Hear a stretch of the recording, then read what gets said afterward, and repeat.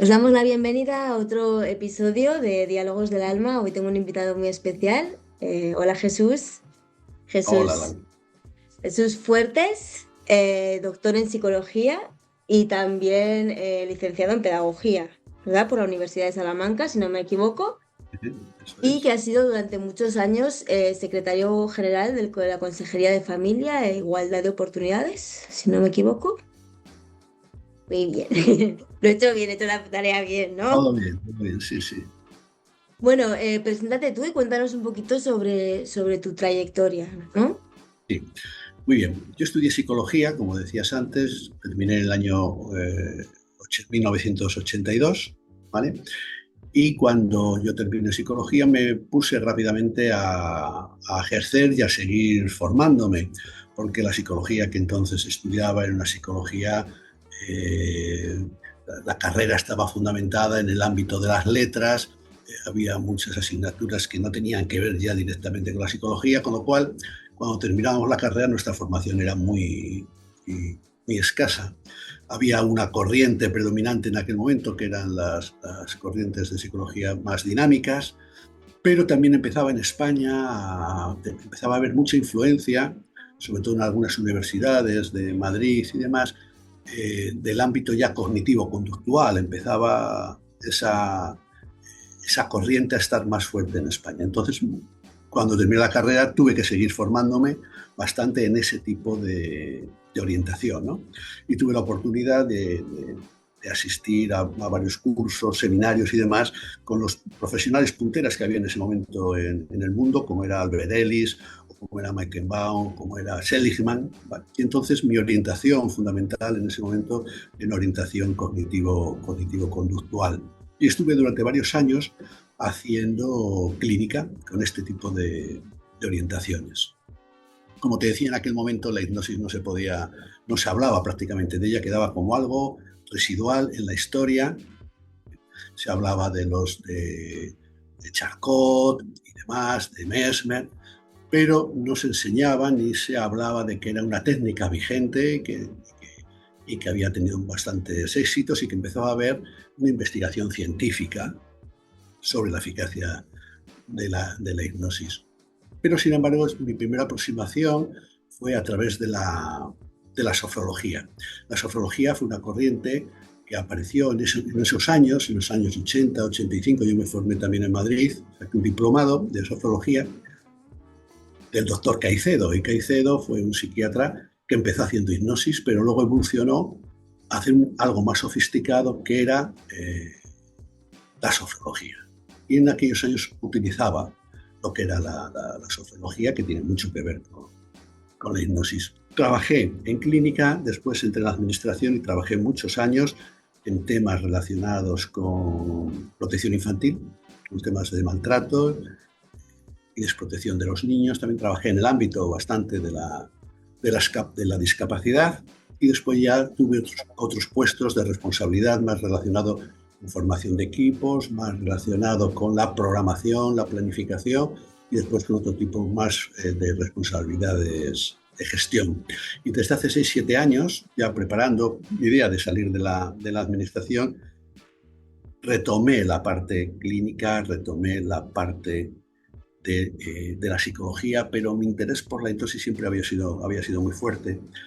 Y empecé a estudiar de nuevo hipnosis y descubrí que en los últimos años había habido muchísimos avances en hipnosis, y que ya se reconocía como una técnica, la llaman de nueva generación, cuando la hipnosis Muy es antigua. antiquísima, antiquísima, ¿no? Y también descubrí, para mi asombro, que de alguna manera nos habían ocultado cosas en nuestra formación, porque descubrí que muchos de sus autores del ámbito cognitivo-conductual con los que yo me había formado eh, practicaban también la hipnosis, pero sin embargo no lo decían abiertamente.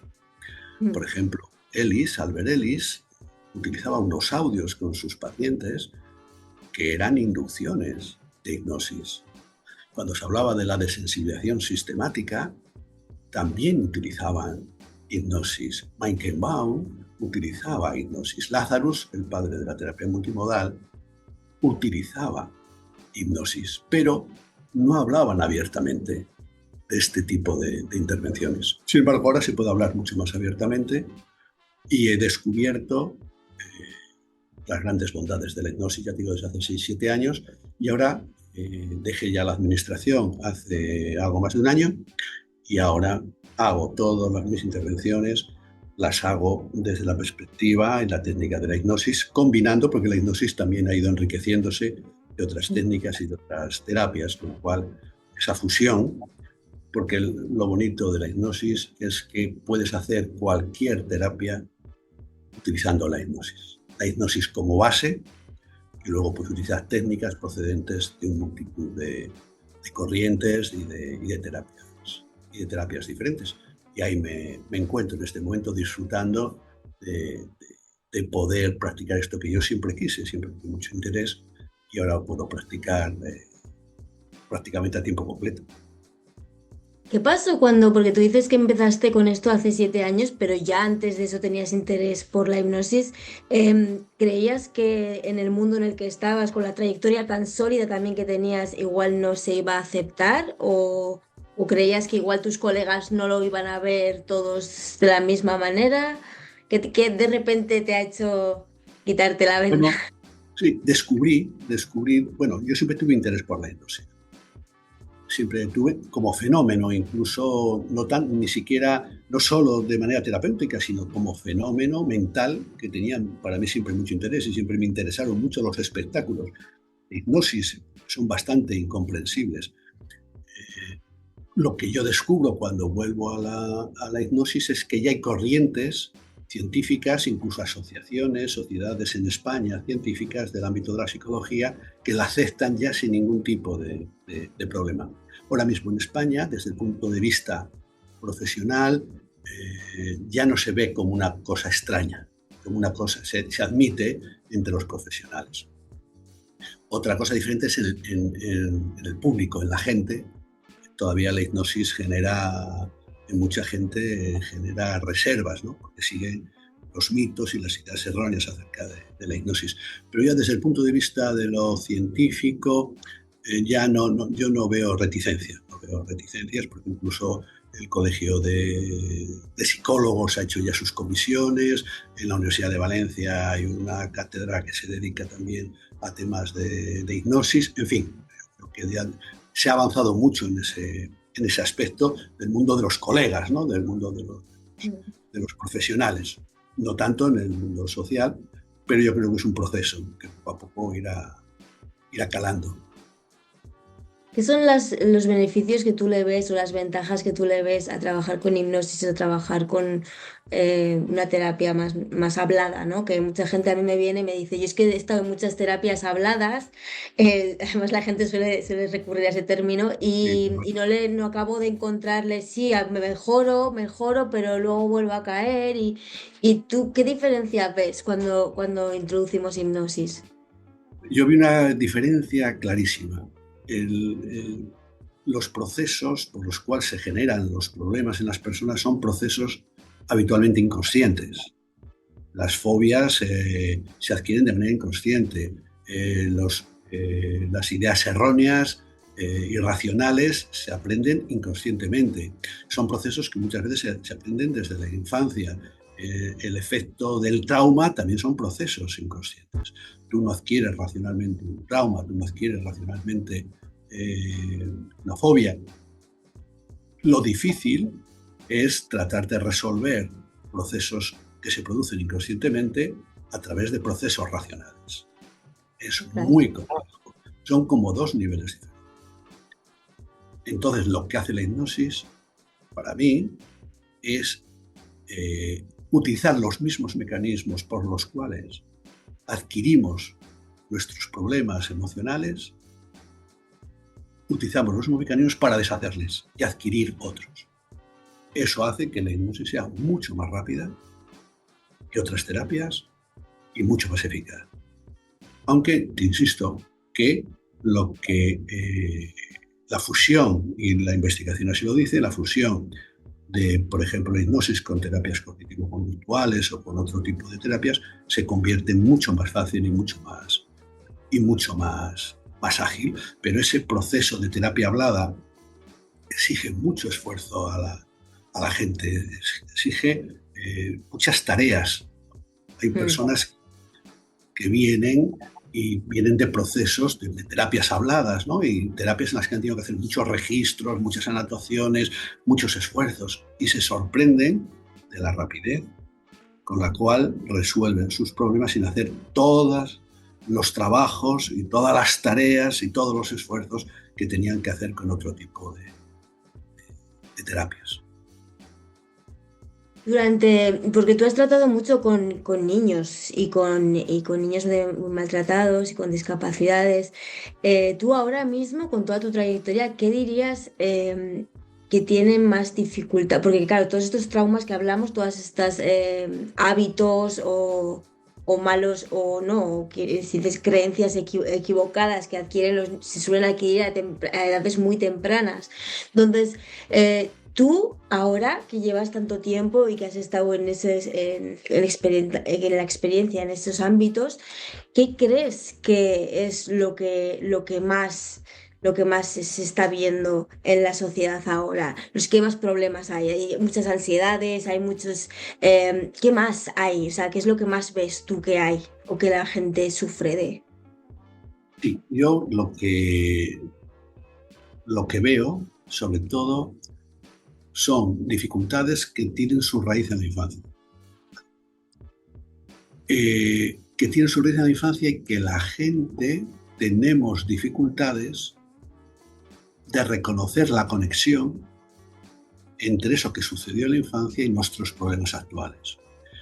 Pensamos que ahora somos capaces de pensar en aquello que nos sucedió, pero de una manera adulta, de una manera racional, entendiendo las cosas, pero seguimos sin entender que aquello que nos sucedió, que suelen ser siempre problemas de vinculación afectiva, que aquello que nos sucedió en la infancia sigue teniendo una presencia permanente actualmente.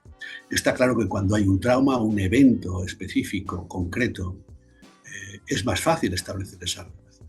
Pero cuando no hay un evento identificable, sino unos patrones de relación determinados que se perpetúan a lo largo del tiempo, aunque no identifiques un problema, un trauma, un evento traumático, sin embargo, esos procesos que se prolongan a lo largo del tiempo de una relación en la infancia de abandono, de desprecio, de cierta violencia, siguen actuando y actualizándonos permanentemente en nuestra vida actual.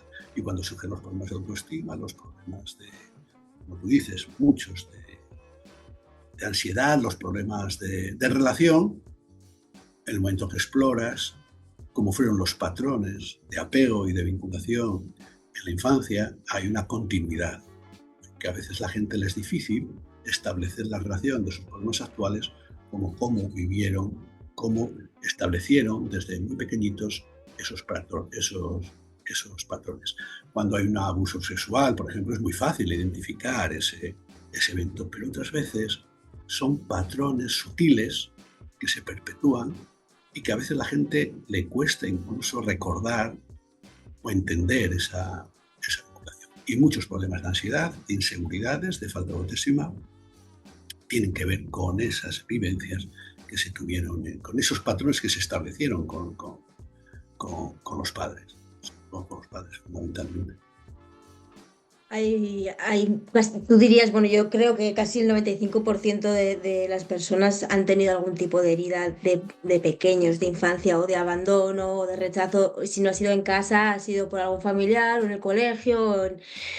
Todos tenemos algo, ¿no? O sea, al final todos tenemos que ir un poquito atrás y hacer un poquito de terapia de vez en cuando y solventar esas cositas, ¿no? Porque no creo que nadie esté libre aquí de pecado, ¿no? O de haber sido pecado. Nunca nadie ha podido tener relaciones perfectas con los adultos que les rodeaban. Y no han podido ser perfectas porque nadie somos perfectos. Y después también porque hay unos efectos, unos factores individuales. Aunque determinados patrones de relación se produzcan en dos niños diferentes, patrones semejantes, no no todos reaccionan de la misma manera, ¿no? Con lo cual, nadie vive una vida perfecta con unas relaciones perfectas. Más luego, eso en la infancia, más luego también depende muchas veces de las experiencias posteriores que tengas en tus vinculaciones y en tus relaciones ya en la adolescencia, cuando eres adulto, porque a veces se producen procesos compensatorios. Si tú tienes la oportunidad de conocer a determinadas personas, profesor, una amistad, otro adulto, pueden compensar de alguna manera determinadas deficiencias. Pero es lo que tú dices, nadie tenemos una vida perfecta ni una infancia perfecta. El problema se produce cuando esas dificultades o esos patrones distorsionados empiezan a repercutirnos en la vida de tal manera que no nos permite llevar una vida feliz, una vida sosegada, tranquila. Es cuando necesitamos terapia, ¿no? De alguna manera. Pero sí, sería muy interesante lo que tú dices, una reflexión sobre aquello que yo quiero mejorar ahora, con mis dificultades actuales, qué conexión tienen con mis experiencias que tuve en el pasado. Sí, porque yo lo que veo también es que igual nuestra generación o mi generación y la tuya vienen de una desconexión emocional, de que nuestros padres no se paraban, no tenían mucha conexión emocional de saber lo que sentían o lo que vivían en cada momento, sobre todo las figuras paternas, pero las figuras maternas tampoco. O sea, al final era como las emociones no importan tanto, ¿no? Y ahora estamos en una sociedad que todo lo contrario, ¿no? Que parece que ahora somos todos hipersensibles, que todos tenemos que tener... Entonces, claro, ha cambiado muchísimo y los que ahora somos adultos, que antes que no hemos tenido esa conexión emocional, con los que ahora tenemos que tener eso, ¿no? Es como un cambio muy brusco para nuestra generación que igual no ha mamado eso, ¿no? Y ahora todos los que vienen ya vienen como explícito, que tienes que saber lo que es sentirte triste. Mucha gente no sabe lo que es sentirte triste porque solo reconoce el enfado e incluso vive esa emoción del enfado como emoción puente, ¿no? En vez de vivir tristeza o otras cosas, vive solo enfado. Pero yo también creo que cada época genera sus patologías, ¿no? De alguna No, manera. por supuesto. Porque es verdad que nosotros vivimos una generación en que la expresión de emociones no era importante. Incluso a veces se frenaba, ¿no? Mm, Ahora eso se tiene mucho más en cuenta, pero las generaciones actuales son generaciones también muy ansiosas y total. demasiado muy ansiosas. Con lo cual también se generan otros patrones. Antes, por ejemplo, probablemente la convivencia del grupo compensaba digo, la vida de las personas normales, ¿no? Que no tuviesen especiales traumas ni especiales dificultades. Se vivía más en comunidad, se vivía más en grupo. Sin embargo, ahora estamos en una vida mucho más aislada. Los niños no tienen tantos hermanos, viven en contextos mucho más urbanos, en que hay menos contacto con otros adultos y con otras personas. Como decía alguien, la educación hace años era una responsabilidad de la tribu, de todos los que convivían alrededor, pero es que ahora no hay tribu, hay mucho más aislamiento, ¿no? Y ahora parece como que los niños les estamos educando, estamos haciendo una relación con ellos que les hace como más débiles, como más temerosos, como más... Tengo esa sensación. Pero claro, yo creo que cada época genera un tipo de relaciones que luego repercuten en el bienestar de las personas cuando son adultas. Yo creo que los problemas de ansiedad actuales son muchísimo mayores. Quizá el COVID también es verdad que El COVID.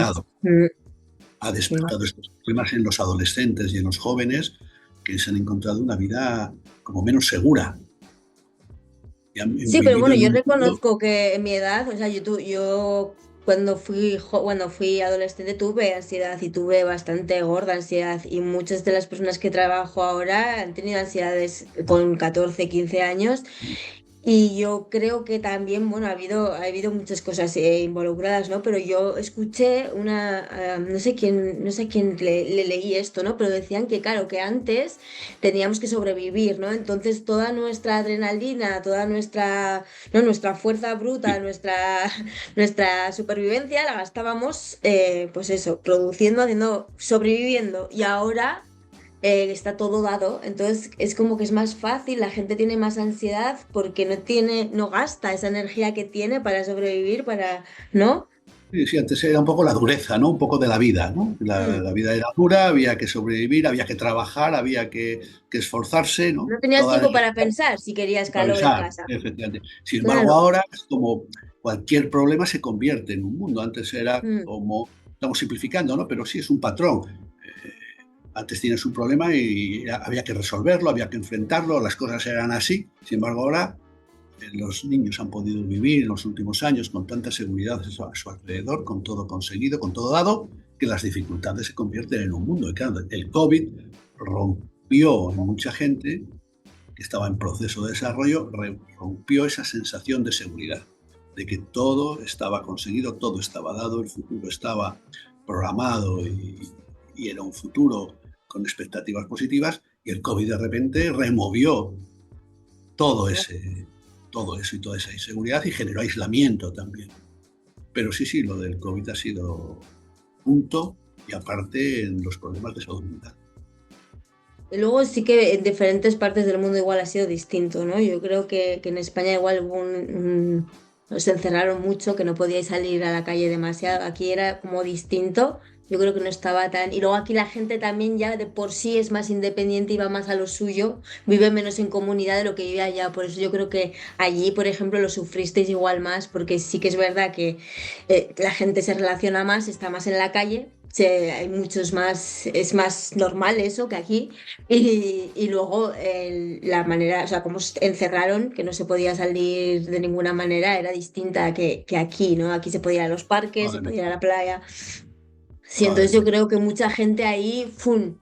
Porque yo tuve, a raíz de ahí sí que es verdad que hubo muchísima gente con ansiedad, con problemas de colon irritable que no habían tenido antes y que después del COVID empezaron a tener también muchísima gente con problemas también, bueno, de que no se había podido despedir de los familiares, ¿no? Eso yo creo que también la muerte de mucha gente que no pudo tener cerca a sus familiares y el duelo que se vivió ahí de separación, eso también fue muy, Muy muy importante.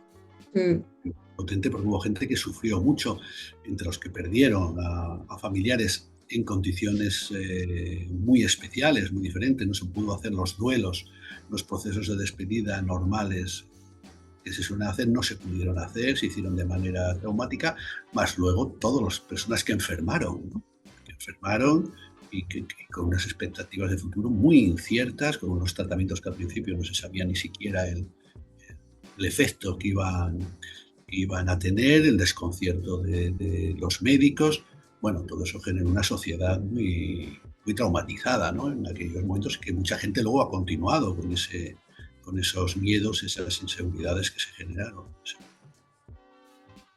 Tú, con tu experiencia, ¿qué eres más partidario? ¿De medicar a la gente o de encontrar métodos que no basen su recuperación en una medicación? Eh, yo no rehuyo de la medicación. Creo que la medicación en determinados momentos puede ser útil. Lo que no es útil es basarlo todo en la medicación. Entonces yo nunca recomiendo a la gente que trato, que está tomando una medicación, nunca le recomiendo que deje la medicación. Eh, Otra cosa es que luego eso se vaya produciendo un proceso natural, que a medida que tú vas mejorando, vas retirando de manera automática con el consejo de tu médico, vas retirando la medicación. Pero es verdad que muchas veces para muchísima gente la mejor opción, la que tiene más rápido, la que tiene más a su disposición, es es la medicación. Lo que es una pena es que se queden solo ahí, ¿no? Que se queden solo en la medicación como un único método de Ah, es resolver que el su... riesgo es que tú paras lo que es el mayor sufrimiento de lo que estés viviendo y entonces ya no buscas solución, ya No buscan, simplemente te eso, quedas con, eso, ya tienes tu solución, que es esto parado, ¿no? eso, No hace ruido y no sí, me sí. molesta. Además, en atención primaria se recomiendan ya muchísimos fármacos para la ansiedad, para la depresión, con lo cual su acceso es muy rápido, es muy inmediato. Entonces consigues un nivel mínimo de tranquilidad y bienestar y no avanzas más allá y te conformas con eso, ¿no? Entonces, yo desde luego, si tienes otras alternativas, mejor, pero a veces la medicación, cuando la persona viene medicada, bueno, yo creo que es mejor que continúe y luego su mejoría le va a llevar automáticamente a ir prescindiendo de la medicación. También es verdad que a veces una medicación excesiva interfiere con el tratamiento. Eso también es verdad que a veces una persona que tiene un estado por el tipo de fármacos que está tomando, no es receptiva ni siquiera a la hipnosis. También sucede. También sucede, por ejemplo, determinados fármacos que afectan a la atención, que afectan a la concentración. Entonces la hipnosis, que es concentración y que es fundamentalmente, a veces se produce una interferencia. Y además no depende de fármacos, que muchas veces depende de la propia persona que reacciona de esa manera. Pero yo en principio nunca recomiendo que lo deje, porque no sabes la reacción que va a haber, sino que es un proceso de paulatino, de ir abandonando a medida que las personas van mejorando. Pero lo que está claro, si el origen y la raíz de tu problema es una dificultad de carácter psicológico, la medicación nunca va a resolver eso. Nunca va a resolver la raíz de tu problema. Y aunque mejores y puedas tener periodos en los cuales dejes de medicar, volverá a salir de alguna manera tus dificultades en cuanto te enfrentes a una crisis o te enfrentes a una dificultad, vas a volver probablemente a volver a requerir de la medicación. Luego hay medicaciones que son como muy, muy fuertes, ¿no? O sea, que al final son muy adictivas, que yo conozco gente que al dejarlas han tenido efectos secundarios, ¿no? Que les ha costado mucho dejarlos porque... O incluso estas que hay para la atención, que son todas basadas en anfetamina, ¿no? También que producen tics y... Entonces, la salida de la medicación, de ese tipo de medicación, siempre debe ser paulatina y debe estar pautado, debe estar controlado por el médico y a medida que se va notando mejoría, ir abandonando progresivamente la medicación. Sí, sí. Tú ahora, con las personas que trabajas, ¿sueles recetar medicación? No, de todo, no, de todo. Las personas que yo atiendo en este momento, hay quien viene con medicación, hay quien viene sin medicación, hay quien me pregunta y me conviene tomar medicación. En ese caso, si una persona no está tomando, yo habitualmente le digo que espere un poco a ver los efectos de la hipnosis. La hipnosis suele tener efectos muy rápidos, en 2 sesiones, Dos una, dos sesiones, sí. sesiones. Entonces yo digo, espérate un poquito, ¿eh? Vamos a ver si tiene el efecto que tiene la hipnosis. Si prefiero que esperen si no están tomando. Y por Yo, no, ejemplo, yo recibo el gente de deporte. todo tipo. O sea, para gente con ansiedad o gente, antes de llevarlos a un ansiolítico o a algo que les facilite el dormir a las noches, por ejemplo, el hacer deporte, el hacer 30 minutos o 40 minutos de andar, de andar un poco deprisa, eso ya es una manera de soltar. A ver, para gente con problemas muy grandes, no, pero para gente que tiene una ansiedad muy mínima, también, ¿no? Les ayuda a saltar. Sí, el deporte, la actividad física adaptada a la medida de cada persona, hay ya muchísima investigación muy reciente que demuestra que es buenísimo para muchísimas cosas. Para la ansiedad, para dormir, para la depresión, las personas que hacen actividad física regular eh, mejoran automáticamente de la depresión en el momento que lo empiezan a hacer, las personas que hacen actividad física y que tienen insomnio también, con lo cual la actividad física es fundamental. Y yo suelo añadir, además de... lo que pasa es que el problema de la actividad física, alguien que no lo hace, es que tienes que generar un hábito nuevo, ¿no? Entonces, Total. tienes que dedicar un tiempo a generar hábitos. Y después lo que yo recomiendo muchísimo y hago con muchísima gente que atiendo es enseñar técnicas de respiración. también hay investigación en los últimos años que te demuestran que hay técnicas de respiración, hay muchísimas, ¿no? Sí. Entonces, buscar una técnica que sea rápida y sencilla para las personas es vital. Y puedes integrar muy bien técnicas de respiración dentro de la propia hipnosis. Para empezar una hipnosis, por ejemplo, las técnicas de respiración. La última que yo estoy adoptando desde hace ya un año o así es lo que llaman el suspiro fisiológico, que se ha demostrado que es la técnica más rápida y más eficaz de respiración, que la puedes aplicar en cualquier momento y en la cual simplemente respiras en 3 tiempos, 2 de inspiración, largo de expiración, ¿no? Entonces, esa simple respiración durante 1, 2, 3 hasta 5 minutos rebaja la tensión, rebaja la ansiedad, es muy buena para los ataques de pánico. Entonces, la actividad física junto con la respiración son 2 cosas que se pueden hacer automáticamente e inmediatamente, que a las personas les va a calmar, les va a aliviar y les inicia en un proceso más fácil de recuperación. La meditación es una forma de hipnosis.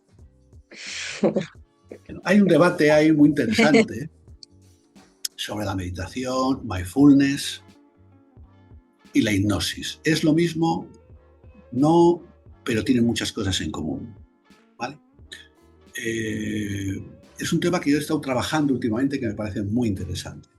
Entonces, la fusión, ya hay muchas técnicas de fusión de mindfulness e hipnosis. Incluso existen programas específicos de atención plena mediante hipnosis. Yo he redescubierto para mí una técnica antiquísima de meditación que es el Yoga Nidra. El Yoga Nidra, sí, lo he practicado. Cuando lo analizas, el Yoga Nidra es una inducción de hipnosis. Sí. Es una inducción, tiene todos los elementos de una inducción, no solamente de una inducción, sino que también tiene las sugestiones. También lo tiene cuando haces un Yoga Nidra completo, tienes las visualizaciones. Lo que pasa, yo siempre les digo, porque hay gente que hace meditación o que hace hipnosis, entonces yo les digo, la meditación, el mindfulness, viene a ser como la inducción de la hipnosis. ¿Vale? Te pone justo en posición para poder entrar en toda la fase de visualizaciones y sugestiones. Es decir, como que la hipnosis es un pasito más allá. Es como el primer paso hacia abajo, hacia el trance. Efectivamente. De hecho, yo estoy convencido de que muchas personas que hacen mindfulness o que hacen meditación entran en trance, entran en hipnosis. Sí. Lo que pasa es que la hipnosis, como técnica, aprovecha ese estado para, de una manera sistemática y organizada, introducir las sugestiones y las visualizaciones. Cosa que ni el mindfulness ni la meditación contemplan esa fase dentro de su metodología. No sé si me... Sí. La meditación y la hipnosis te colocan en el estado de hipnosis, pero la hipnosis, por su metodología, su aprovecha ese estado. Aprovecha ese estado para producir cambios, pero cambios muy determinados, muy objetivos. Porque claro, el mindfulness te pone en un estado de bienestar, te pone en un estado de calma. Pero la hipnosis aprovecha ese estado de calma para ir un poco más allá. Lo que Dolores habla de eso, habla de las diferentes... Dolores habla de eso, habla de los diferentes niveles de trance y habla de cómo en la hipnosis normal vamos a este nivel y cuando ella hace su proceso vas a un nivel mucho más profundo, claro, y muchas veces las personas ni siquiera muchas veces no son conscientes o no recuerdan todo lo que dicen, porque están en ese estado de... Efectivamente, sí, yo la experiencia que tengo es que cuanto más profundo va a ser hipnosis, el fenómeno de la amnesia es mucho más frecuente. Sí, cada vez va pasando más, conforme la gente va haciendo más sesiones, va yendo más profundo cada vez. No, sí. Hay quien dice que a medida que haces sesiones vas profundizando cada vez más. Incluso alguien he leído que el nivel más profundo de hipnosis lo alcanzas en la 4ª sesión de hipnosis. Entonces, cuanto más profundizas ese proceso de la sensación de ensoñación, de la amnesia espontánea, se produce con más, las distorsiones del tiempo se producen con mucha más fuerza, mucha más fuerza. Sí, el que te vas 5 minutos, piensas que has estado 10 minutos y de repente te has dado cuenta que has estado 1 hora casi. Sí, y Yo es así. frecuentemente pregunto eso al final, ¿no? Cuando ¿Cuánto sale la tiempo has persona, estado? Sí. ¿y qué hora es? ¿No? Digo, pero no lo mires. Entonces, el que acierte una persona no significa que no haya estado en hipnosis, No. pero el 80% de las personas tienen distorsión del tiempo, de las que han estado en hipnosis, el 80% aproximadamente tienen la sensación de no saber el tiempo que ha pasado. Y habitualmente es que ha pasado, ellas piensan que ha pasado menos tiempo del que realmente ha pasado, ¿no? Entonces, Claro, para porque mí yo es creo que un... una vez que estás en ese trance, la relación del tiempo ya no existe. O sea, lo que es el tiempo que Claro, nosotros creemos como tiempo, ahí ya no es igual, ya no existe de esa misma manera. yo lo utilizo de comprobador para la persona para que realmente tome conciencia de que ha estado en una situación, en una experiencia diferente a la ordinaria, ¿no? Sí, Para yo que tengo comprenda. gente que se despierta y me dice, ay, va, pues sí que me has hipnotizado, ¿sabes? Se quedan como, pues sí que, ¿sabes? Como sorprendidos. Incluso el otro día me pasó con un señor. Este hombre no venía nada convencido, estaba adicto a una bebida, unas bebidas que hay aquí que son isotónicas, pero lleva una hierba que se llama, ¿cómo se llamaba? Es una especie de cocaína, pero no es cocaína. Está ya en Tailandia, la usaban mucho. No me acuerdo cómo se llama, pero la masticaban mucho y tiene ese mismo efecto. Y esta bebida isotónica la llevaba. Y este hombre pues bebía 10 al día.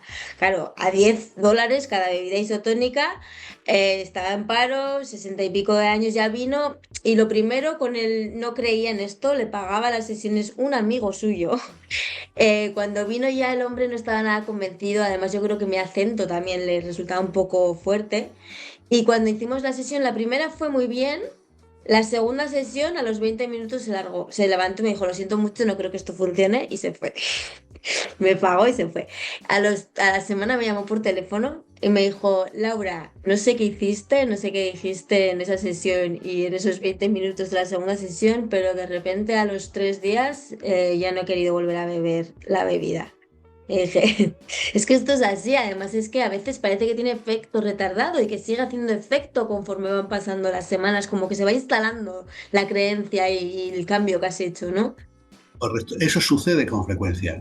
Y la Mm, gente, después de que termina incluso el tratamiento, sigue mejorando. Se sí. siguen produciendo en mucha gente cambios a mejor. Sí, sí, sí. Es correcto. Hay un proceso que no es fácil de entender. Que tú No, dices que porque un efecto lógicamente, retardado. lógicamente, ¿cómo lo, no? ¿Cómo lo estructuras esto? Sí, sí, sí, es difícil de entender cómo se han instaurado esas nuevas creencias o esas nuevas ideas, ¿no? Porque eso es, como decíamos al principio, todo eso se produce a nivel inconsciente. Se produce a nivel inconsciente. Igual que los problemas se producen a nivel inconsciente también. Igual que, bueno, dicen que cuando vamos conduciendo y no sabemos cómo hemos llegado a un sitio, ahí hemos estado en un nivel muy leve de hipnosis, también de trance, ¿no? Lo llaman la hipnosis de autopista, ¿no? Mm. O cuando te quedas viendo una película y empiezas a mover la boca como la persona que está moviendo, que está en la película, que hablas como ella y al final estás ahí también. Estás en una película viendo un coche y vas a frenar y mueves el pie, ¿no? Estás Eso. ¿Qué hay expresando, ¿no? de, esa es otra pregunta que te quería hacer. Se oye mucho, o yo he oído mucho hablar de que todo lo que vemos, por ejemplo en las películas, si lo estamos viviendo con una emoción, es como si lo hemos vivido. Entonces hay mucha gente que dice, yo por ejemplo no veo películas de miedo, no veo películas donde haya agresiones, porque en realidad tu subconsciente lo entiende como que es real y lo has vivido o lo has experimentado. Correcto, sí, sí, pero eso sucede y hay varias investigaciones y algunas muy recientes de que eso es así. El cerebro no distingue entre las cosas que suceden en la realidad o las cosas que imaginamos, ¿sabes? Su reacción, los circuitos cerebrales son los mismos, con lo cual tú puedes tener experiencias imaginadas. Y esas experiencias imaginadas producen el mismo efecto. Por ejemplo, hay muchas fobias que se adquieren no porque te haya sucedido nada, realmente, sino simplemente porque lo has imaginado. Pero eso sucede en muchos niveles. Por ejemplo, una investigación muy reciente sobre la recuperación en lesiones, personas que han tenido una lesión de brazo y han estado inmovilizadas, cuando esas personas durante el proceso de recuperación imaginan o hacen ejercicios mentales como si estuviesen haciendo una recuperación, recuperan mucho más rápido que aquellas personas que no hacen con la misma lesión, que no han hecho esos ejercicios, ¿no? Solo con imaginarte que movilizas esos músculos, cuando puedes empezar a moverlo, tu fuerza es mayor que si no has hecho esa imaginación. ¿Eso qué significa? Que tu cuerpo, tu cerebro, está reaccionando de esa manera. Y eso hay varias investigaciones, ahora con las nuevas técnicas de tomografía y demás, se ve que se iluminan las mismas áreas, pero esas áreas se iluminan, se activan si estás en hipnosis. Si no estás en hipnosis, la imaginación hace mucho menos efecto. O sea que la hipnosis hace todavía que vivas más intensamente, tu cerebro interpreta mucho más vivamente esa experiencia imaginada. Pero el cerebro no distingue entre lo que sucede o lo que no sucede. Mucha gente... Eso... Dime. Sí, te decía que por eso mucha gente adquiere fobias sin haber experimentado una experiencia traumática. ¿Sabes? A veces Sí, es porque sí. en su imaginación la ha vivido. Yo tengo una persona que además hace poco la traté porque tenía miedo a volar en los aviones. Y este chico había volado a todas partes del mundo, había sido mochilero, pero un día antes de despegar el avión tuvo un sueño en el que tenía un accidente con un coche, con un tren y se mataba con un tren. Y se despertó justo cuando el avión estaba yendo hacia arriba, ¿no? Despegando. Entonces fue a partir de ahí, cada vez que se monta en un avión, tenía un ataque de pánico. Y bueno, que la verdad que con 4 sesiones no volvió a tener otro ataque de pánico. Es más, él se apuntó a clases de avioneta para conducir él y quitarse el miedo, que tampoco no todas las personas tienen ¿no? Esa manera de confrontarse al Claro, miedo. Ujú. de una Pero manera sí, muy sí. radical. Sí, sí. Pero Pero sí, todo viene de un sueño. pero su sueño Quedó grabado. registrado, quedó Ujú. registrado como una experiencia Real. real. Qué Y ya te digo, hay fuerte. varias investigaciones en los últimos años que reflejan esa experiencia. También pasa con el dolor, con experimentos que se han hecho con el dolor. Por ejemplo, si tú metes la mano en un barril, en un sitio de agua caliente, que te hace que te duela la mano, las zonas de tu cerebro que se iluminan identifican el dolor. Si tú imaginas bajo hipnosis que metes la mano en un caldero de agua hirviendo o agua muy caliente, se iluminan las mismas zonas con una intensidad semejante. Si tú imaginas que lo haces pero sin hipnosis, no se iluminan con la misma intensidad. Sí, bueno, además la hipnosis se ha utilizado también mucho para anestesia. O sea, antes sí, hay muchos libros, hay mucha gente, bueno, dicen que Nostradamus era un médico y que utilizaba la hipnosis como anestesia sí, para hacer lo que sea, Bueno, cortar, lo que fuera. las experiencias más fantásticas y más espectaculares de hipnosis en la historia de la hipnosis están precisamente cuando no existían todavía anestésicos químicos y había médicos o profesionales que utilizaban las anestesias. Desdale, que generó un método de inducción y de anestesia hipnótica, hizo cientos de operaciones en la India sin anestesia, y algunos de las cuales consistieron en amputación de miembros. Lo que pasa que cuando él contó sus experiencias a la Asociación de Medicina de Londres, no le tomaron en serio, pero ahí ya estaban reflejadas muchas operaciones realizadas sin anestesia. Y sigue habiendo, bueno, para los temas de odontología, pues se sigue utilizando, y la posibilidad de producir una anestesia hipnótica es relativamente fácil. Y tu cerebro lo único que hace es recoger en esa parte del cuerpo donde tú quieres generar la anestesia, recoger esas sensaciones que tú ya conoces de otras experiencias, de acorchamiento, de entumecimiento, y se producen con relativa facilidad. Sí, incluso a la hora de personas que no han tenido alimentos de supervivencia, una de los profesores que yo tuve, ellos hicieron una expedición de supervivencia que los llevaban al monte y tenían que estar no sé cuántos días sin comer y con frío. Entonces ellos usaban la autohipnosis para equilibrar su temperatura corporal y para calmar su hambre, para buscar todo eso, o sea, y era como un entrenamiento de estar 3 días solos allá, sin opción a comida y a nada, y el eso, autogestionar su temperatura para intentar estar lo mejor posible sin nada. Sí, sí. Bueno, en realidad es engañar a nuestro cerebro, ¿no? Ujú. Hacerle pensar o transmitirle determinadas sensaciones.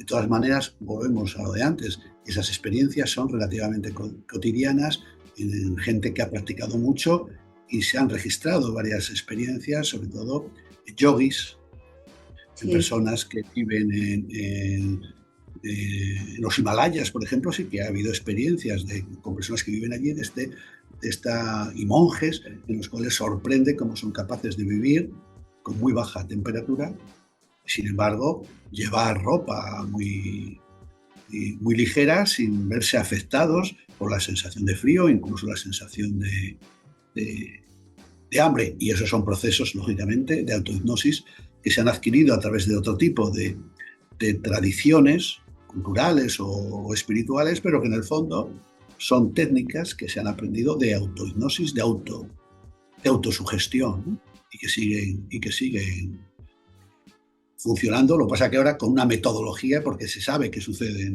en el cerebro, porque se sabe cómo conseguir esos efectos, pero hay tradiciones que lo vienen practicando desde hace mucho tiempo.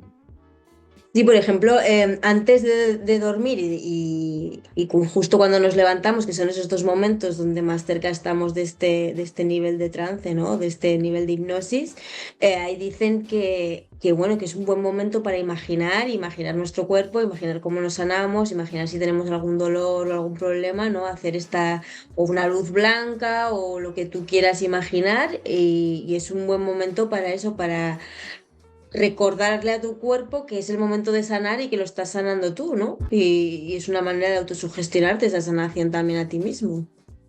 Efectivamente, también hay estudios que dicen eso que tú estás comentando, en esos estados nagógicos, hipnopómpicos, que son antes de dormirte y nada más despertarte, en los cuales nuestra mente está muy sensible a las sugestiones. Y ahí puedes hacer las visualizaciones, incluso las sugestiones que tú desees. Algunas técnicas, algunos tratamientos dicen que escribas una serie de sugestiones, que las tengas preparadas en tu mesita, y que en esos estados semi-inconscientes de ensoñación, que son hipnóticos, repitas ese tipo de frases e intenciones que tú quieres, al dormirte o al despertarte, que tú quieres instaurar en tu mente, y que en ese momento te conviertes especialmente sensible a la receptividad por parte de tu mente, o las visualizaciones, como tú dices, de aquellas cosas que quieres hacer, aquellas cosas que quieres lograr, aquellas mejoras, que son momentos no espontáneos, sino que son momentos naturales en el día que se pueden aprovechar. También hay algunos estudios que hablan de que tenemos una serie de ondas a lo largo del día, en los cuales cada hora y media, 2 horas, entramos en un estado hipnótico más fácilmente, en que el ritmo biológico disminuye. Y es verdad que cada 2 horas o 2 horas y media, si somos un poco sensibles, podemos notar cómo nuestro ritmo biológico disminuye.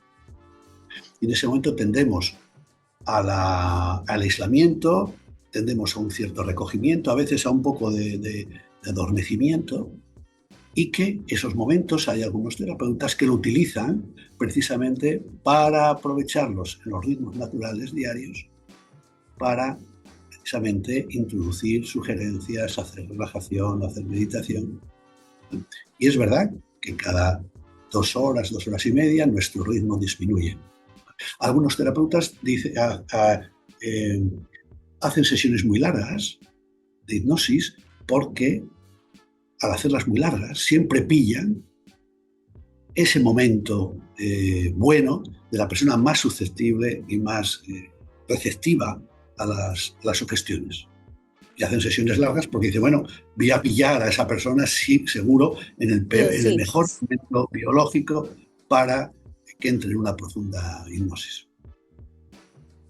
Qué interesante, sí, porque además Dolores habla mucho de eso. Bueno, ya te he dicho, ya hacía sesiones de 5 y 6 horas largas, que eran 3 o 2 horas a hablar con la persona, luego 2 horas de sesión solo de hipnosis, que vas muy, muy profundo, y luego aún se quedaba otra media hora o una hora comentando todo. Y ella hablaba de lo potentes que son las sugestiones antes, durante la entrevista, antes de meter a la persona en la inducción, y durante la inducción y después de la inducción, pero sobre todo antes, porque antes ya le estás como predisponiendo a tener una sesión buena, ¿no? Sí, A que todo salga bien. Entonces, incluso ella ponía a veces cosas en la habitación, ¿no? Te decía, pues visualiza un pájaro rojo y te ponía igual la foto de un pájaro rojo ya en la habitación. Entonces tú ya la habías visualizado antes, ¿no? Y era como una doble sugestión. uh-huh.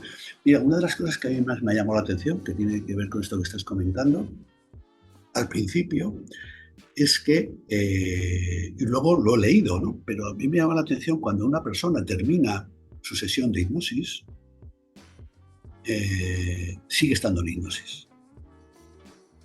Cuando tú una persona la sacas de la hipnosis, has hecho ya la fase de extrusión y tienes esa fase de conversación post-hipnosis, esa persona sigue estando en hipnosis y sigue siendo muy receptiva a las sugerencias.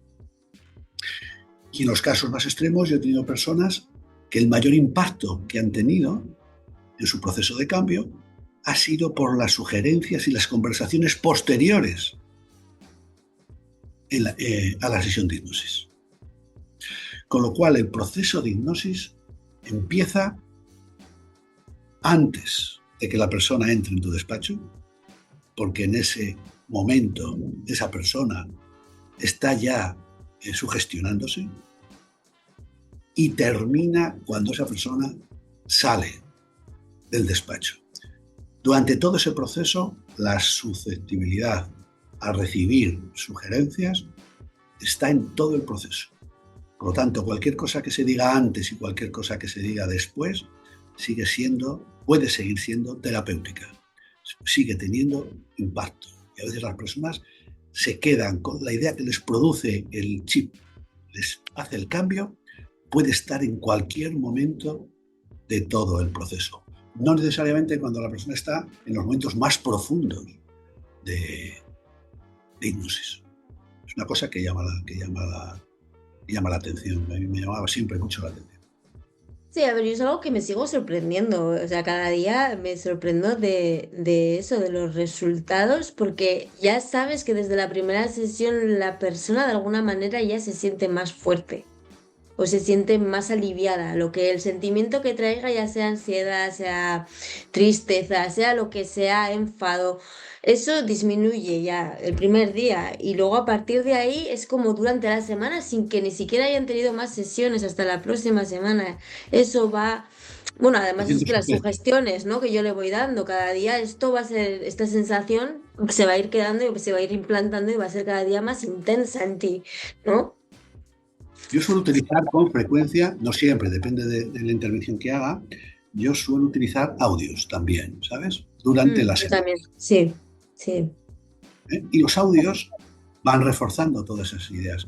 Y es curioso cómo la persona te dice que, aunque el audio es el mismo, cada día resuena de manera diferente.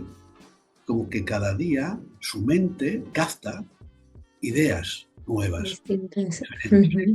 Y son aquellas que en ese momento la persona necesita dentro de su evolución. Y por lo tanto, es verdad que el audio no tiene el mismo impacto que tiene una sesión en directo, pero dentro de las sugerencias poshipnóticas está cuando oirás mi voz volverás a tener el mismo estado de profundidad que tienes en este momento, para que los audios sigan teniendo su efecto durante la semana aproximadamente, o los días hasta la siguiente sesión, ¿no?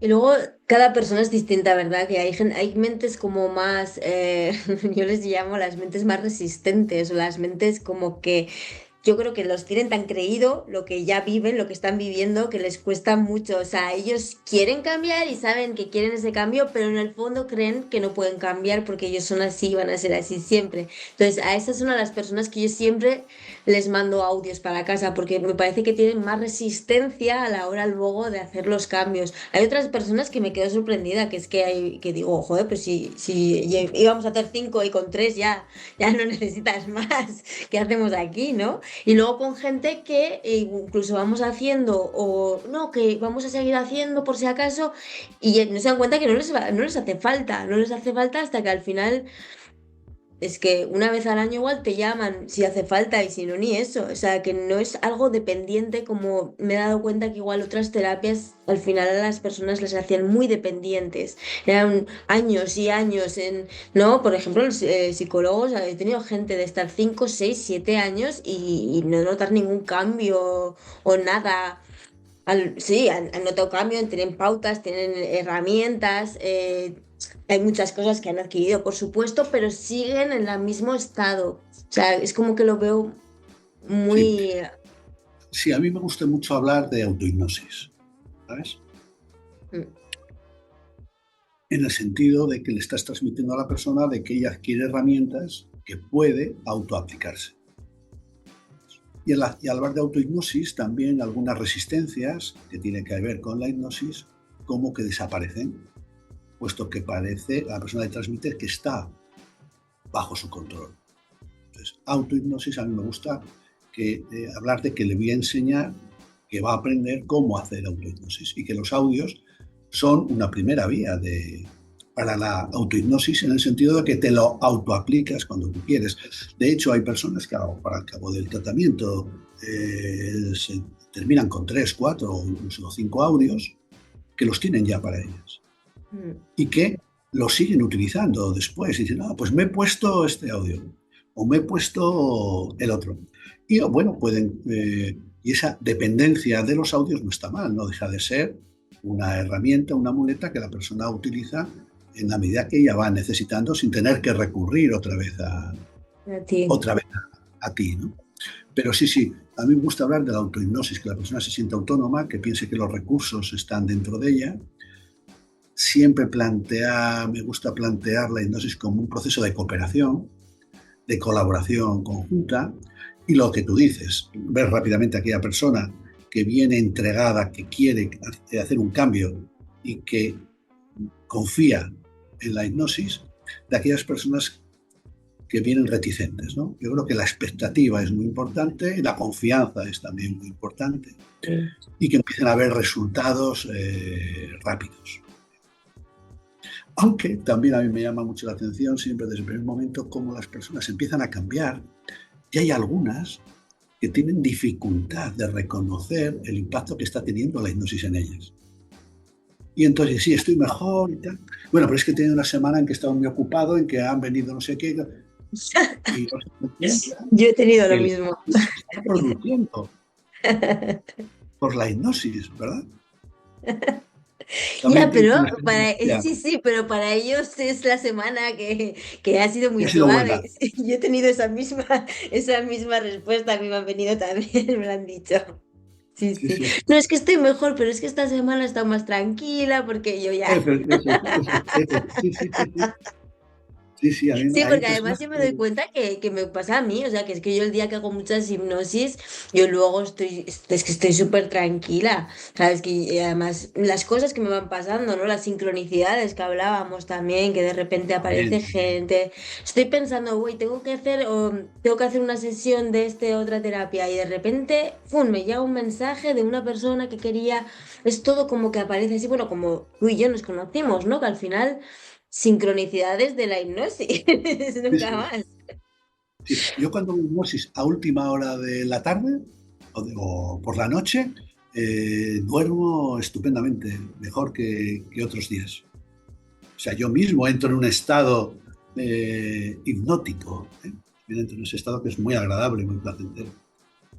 O sea, yo en los 5 años que llevo haciendo hipnosis todos los días o casi todos los días, yo no he tenido problemas de dormir 2 o 3 veces en estos 5 años y porque habría dormido mucho el día anterior, o sea, no, no, incluso Sí, de sí. salud y todo. Yo llevo sin tener una enfermedad, o sea, no me cojo muchos catarros, ni, bueno, no me cojo nada. Realmente me cogí el COVID una vez y ya está. Llevo muchos años también, es que se nota que el cuerpo también está como más saludable, más sano. Y los hábitos también, no es- tengo hábitos súper saludables. Yo nunca había hecho gimnasia, ni había hecho ejercicio, ahora todas las mañanas es lo primero que hago y no me cuesta nada, cuando yo antes era una persona que me costaba muchísimo hacer ejercicio y son cosas que han ido saliendo de mí solas y yo lo achaco a mucho al trabajo que he hecho con hipnosis, Sí, no sí, estoy de solamente el acuerdo. que haces.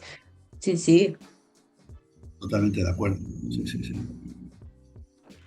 Bueno, Jesús, ya llevamos 1 hora y pico, vamos a dejarlo aquí. Muchísimas, muchísimas Nada, gracias. gracias a ti. A ti, encantado de haber tenido esta conversación, que siempre son muy interesantes contigo. Aprendo mucho. Sí, además tenemos que vernos dentro de un poquito, ¿verdad? Y poner más Sí, cosas en común. como- Pues muchas gracias por haber estado aquí, por esta entrevista. Vamos a despedir el programa. Muchas gracias a todos. Ya sabéis dónde podéis encontrarnos. Dejaré por aquí también tu nombre por si alguien quiere contactar contigo. Ujú. Y bueno, voy a apagar el recording here. Bye bye.